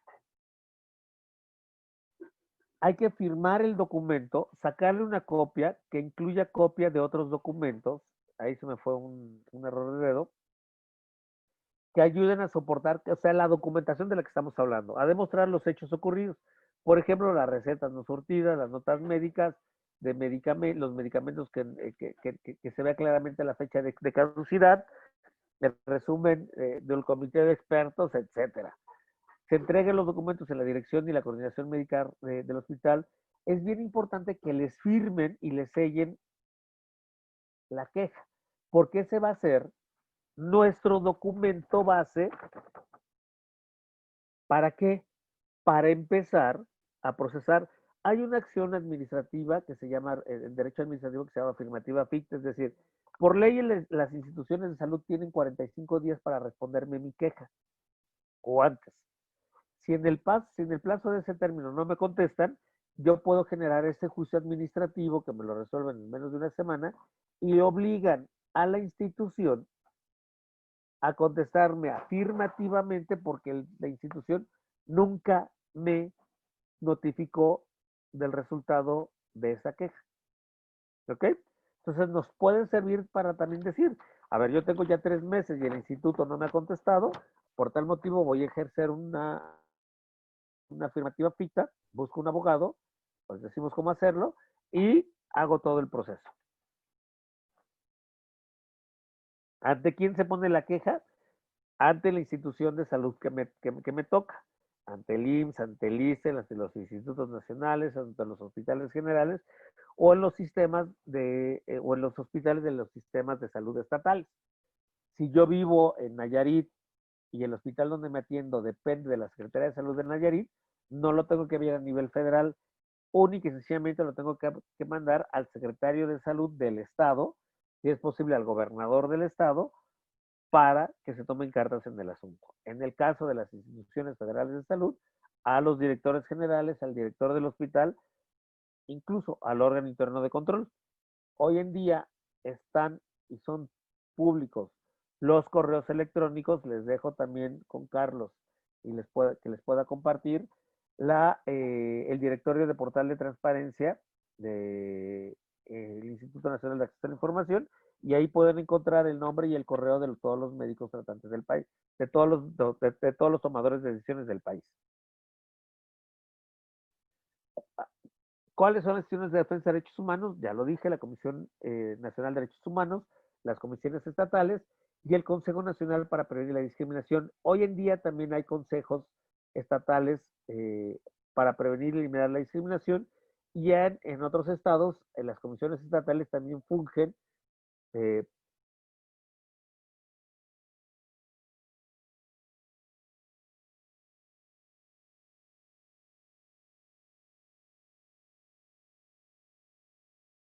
diferentes, nos quejamos ante la comisión y aparte nos quejamos ante la institución y nos quejamos ante la dirección. Eso nos ayuda a visibilizar más todos esta problemática de la que estamos teniendo. ¿Yo qué hago? Yo a veces no me voy con las oficinas de quejas. Para mí no me sirve para nada la coordinación de atención y orientación al derechamiento del IMSS. No me sirve porque no hacen nada. Son muy tardados. Si es un problema de abasto de medicamentos, yo me voy con el área administrativa. ¿Quién es la dirección administrativa? El director del hospital y el coordinador de abasto. Todas las unidades de atención médica en el país cuentan con un coordinador de abasto. Así sea la clínica más chiquita, tienen un coordinador de abastecimientos. Él es el responsable de garantizar que los tratamientos estén disponibles. Si es un tema médico, ¿con quién me voy? Con el director médico, con el director del hospital o con el área correspondiente, con el jefe de hematología, con el jefe de medicina interna, con el subdirector médico, con el jefe de urgencias. Y a ellos les presento las quejas por escrito. Y se la pongo al que tiene el nivel más alto de la jerarquía, que en este caso es el director del hospital. ¿Ok? Es bien importante darle seguimiento puntual a la queja. ¿Por qué? Porque sin esto, yo no voy a mostrar interés. Nosotros cuando presentamos una queja estamos jode, oye, ¿qué pasó con mi queja? Oye, ¿qué pasó? Y entonces ya nos van a ir notificando, ¿sabes qué? Esto va a tardar como 15 días porque estamos averiguando, estamos haciendo esto. Si es un tema de desabasto de medicamentos, hacemos que sea lo más puntual que sea posible. Si no llega una respuesta muy rápida, de verdad es bien importante insistir. Recordar que un caso es tan importante que puede ser el eje para que el cambio de una política pública. Hemos tenido casos que con una sola queja hemos cambiado todo el entorno del Seguro Social. Y a mí me encanta, y afortunadamente me llegan muchos de estos. Ahorita por hemofilia podemos asegurar que tenemos como unos 2 o 3 que nos han llegado que le han llegado a Carlos y ahora en ese trabajo que estamos haciendo conjuntamente, pueden ver grandes sorpresas. Pero es importante también que cuando nosotros los invitamos a presentar una queja por los casos que nos están contando, se atrevan. Porque si alguien se desiste, ya la queja ya perdió fuerza.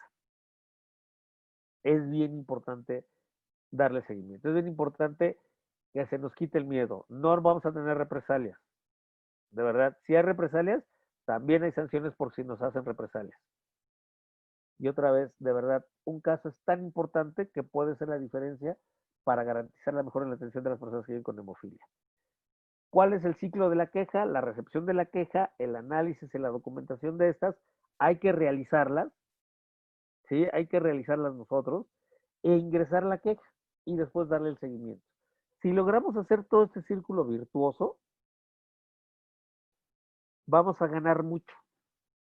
Y si otra vez, si nos convertimos en el quejoso del mes, les apuesto una botella, no les voy a dejar de whisky, sino de un buen mezcal, a que cambia drásticamente su atención médica. Y se vuelven los que van a ayudar a otros a motivarlos a que se atrevan a quejarse y a mejorar los servicios de salud. Yo hasta aquí le dejo por si hay alguna queja, alguna pregunta. Adelante.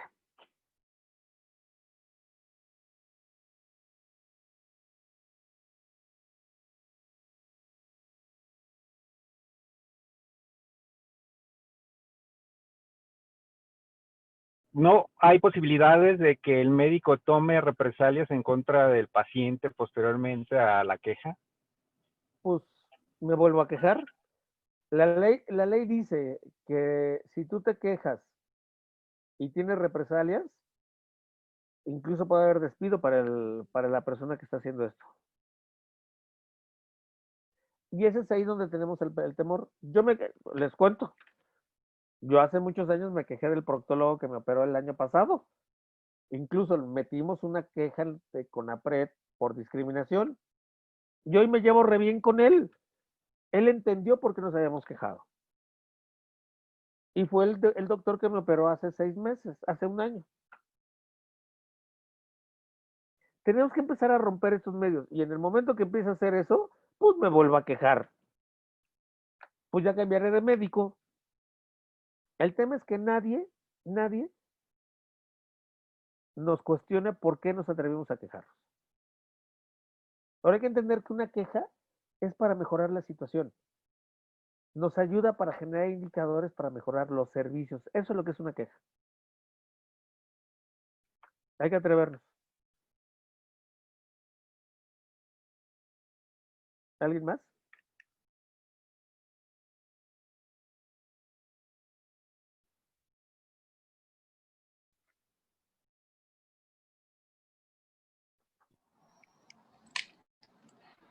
A mí me parece bien importante que podamos ir analizando lo que preguntabas muy al principio, de qué es la integralidad. Ir analizando, ¿no? Que es en nuestro propio tratamiento, encontrando qué es lo que nos está haciendo falta. Porque en hemofilia muchas veces pensamos que con el factor ya se resuelve. Y ni siquiera, fíjate esto, ni siquiera nos ponemos a analizar si la cantidad de factor es la que me suficiente. corresponde. Así es. O sea, factor, ¿cuánto? Exacto, ¿cuánto? 5, 10, 20 frascos. Los frascos son de 500, de 250, de 1000. ¿Cuántos es lo que me corresponde?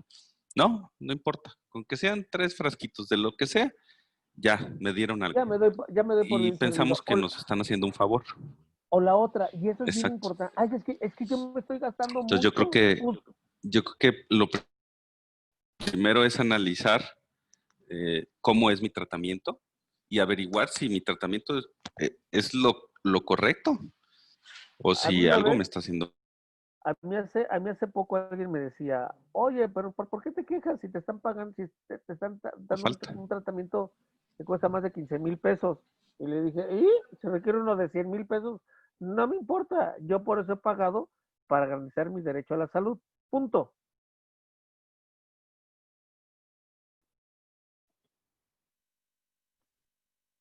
Y eso es algo que tenemos que tener muy presente.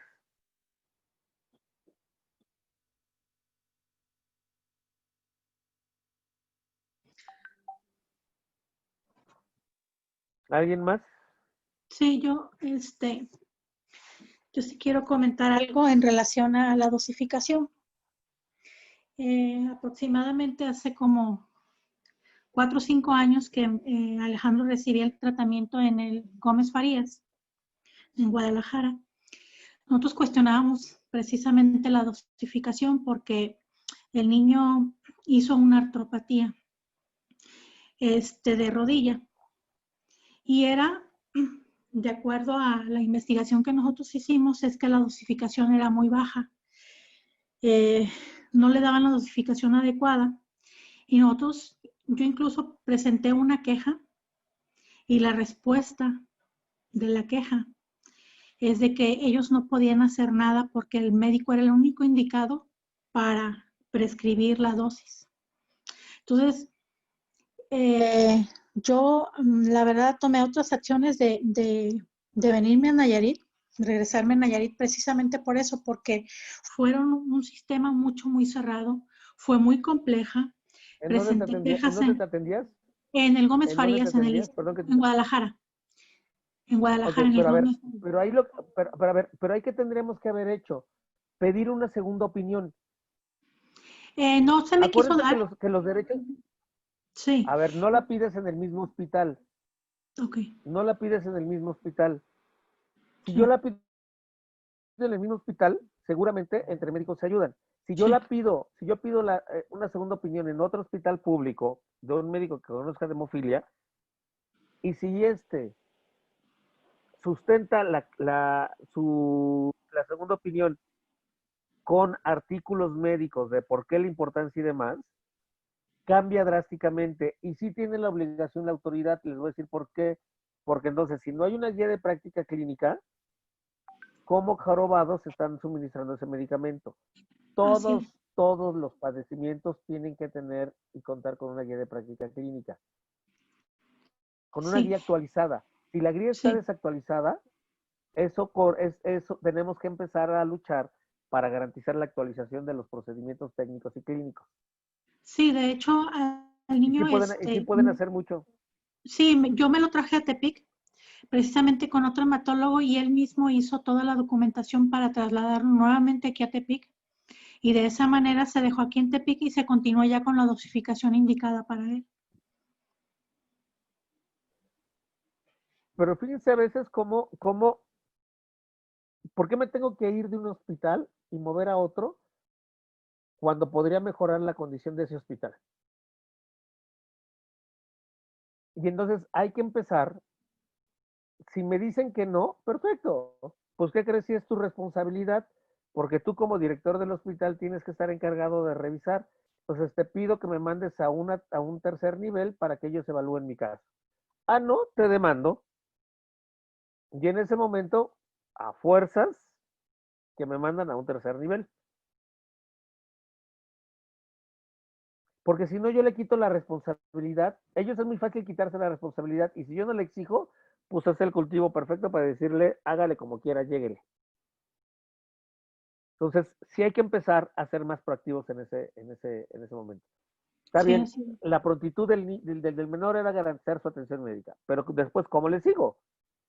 Después yo podría haber presentado una queja adicional contra el director porque hizo que yo me tuviera que ir a otro hospital para que lo atendieran mejor y le demuestro clínicamente, científicamente lo que está pasando.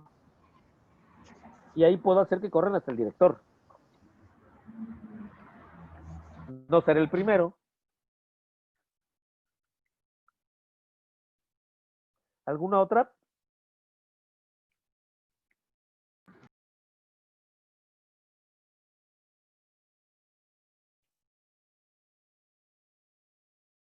¿Alguna otra queja? Enojo.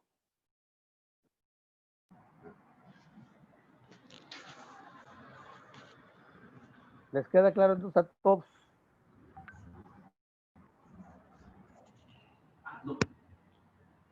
Adrián. A ver, Mirna, a ver, ¿quién me habló primero? Yo. Francisco. Adrián, Francisco. ¿Cómo sabemos si el tratamiento que están recibiendo nosotros o nuestros hijos está bien? Pues por el simple hecho de vivir bien, de tener una vida digna, de estar atendidos psicológicamente, ortopédicamente, dentalmente, o sea, todo nuestro cuerpo está bien.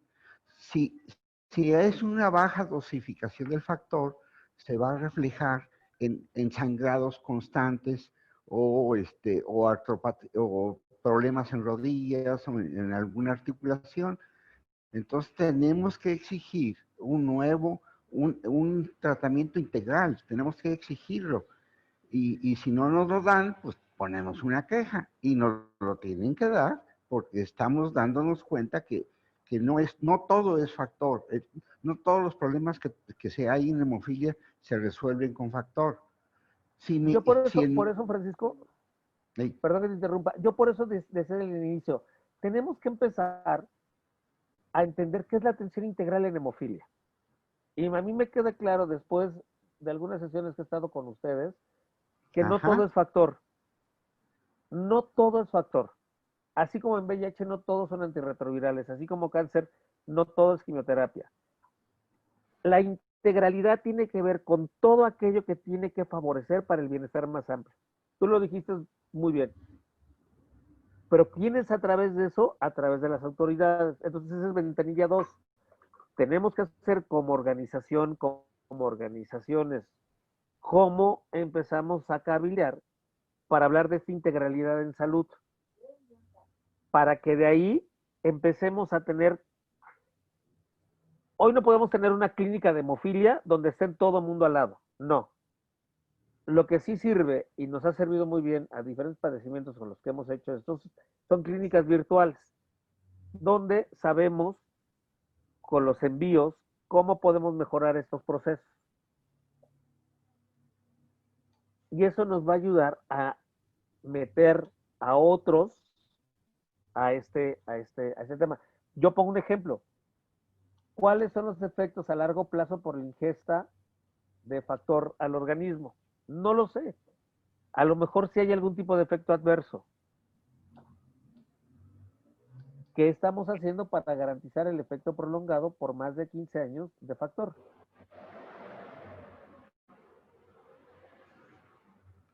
Y que eso en algún momento también puede ir en detrimento de nuestra vida. No lo sé. Ya existen las investigaciones necesarias para ver qué ocurre con este proceso. Ese es un tema bien interesante, fíjate, porque sí hay investigaciones. Existía una sospecha de que el inhibidor estaba asociado por ponerse mucho factor, que aparecía por ponerse mucho factor. Pero la investigación ya probó que no era eso. Pero sí hay otros resultados de los tratamientos a largo plazo. Entonces, y es el cansancio, el desgaste que tiene el paciente de estarse inyectando todas las semanas. Y en un momento dado abandonan el tratamiento. Pero eso no es un efecto adverso, eso es un efecto psicológico. Es como cuando yo me tomo una pastilla por más de 15 años, la misma pastilla siempre, me harto, y a pesar de que estoy súper comprometido con mi adherencia, empiezo a tener olvidos recurrentes provocados por esta rutina. Entonces, algo que hemos planteado desde hace mucho es cómo le cambiamos el color a las pastillas. Oye, Adrián. Sí. Volviendo al tema de no todo es factor. Todos los papás que tienen un niño con hemofilia, no es nada más la afectación del niño, no nada más eso. Las hermanas, la familia, los parientes cercanos, todos se ven afectados psicológicamente o incluso económicamente. Entonces, requiere atención psicológica, aunque lo pensemos que no.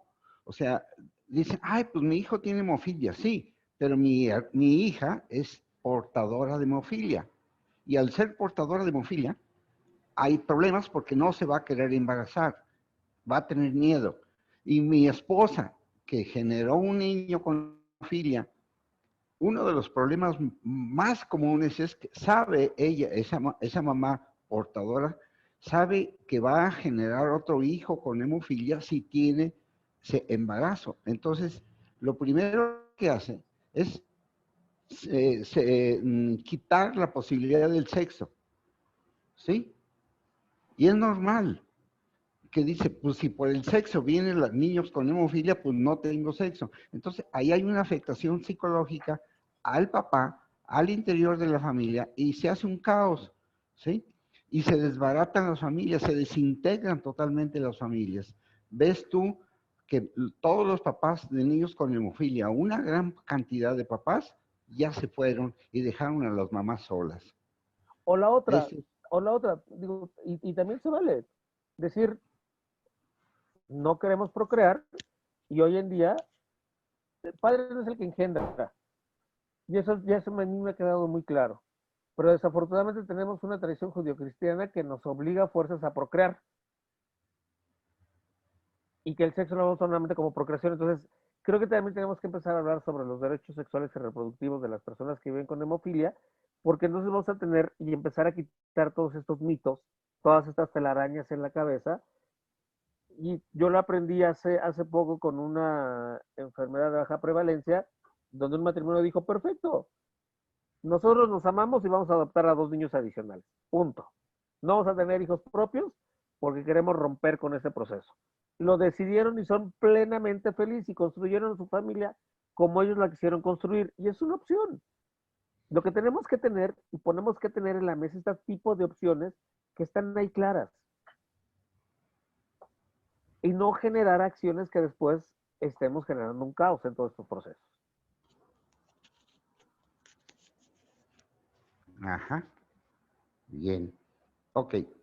Y de nueva cuenta, no todo es factor, y yo creo que sí ahí tenemos que empezar un día yo espero que sea muy pronto, con Carlos, a trazar cuál sería la mejor atención integral de las personas que viven con hemofilia para el contexto de México.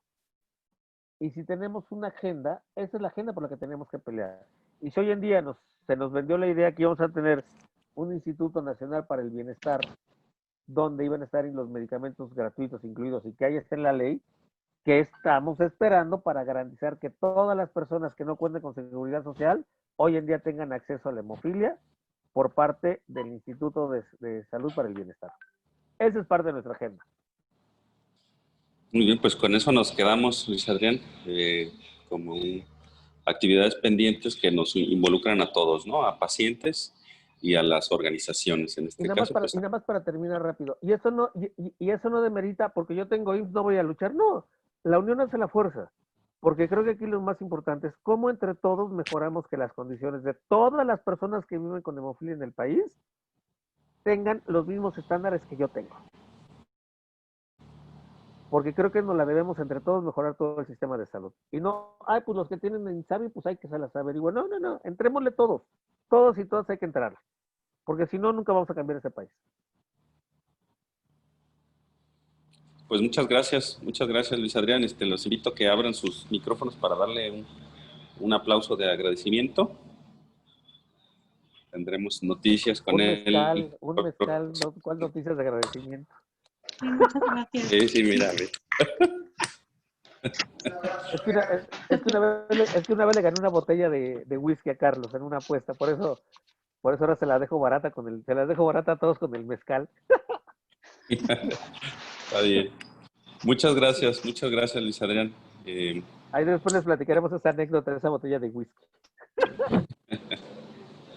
Estaba involucrada en el trabajo, por supuesto. Que tengan muy buena tarde a todos. Muchas gracias. Y acuérdense, si no se quejan, no se quejen, ¿eh? Así es. Muchas gracias a todos por su asistencia. Muchas gracias, Luis Adrián, por tu tiempo. Esperamos pronto darle continuidad a todos estos temas contigo. Listo.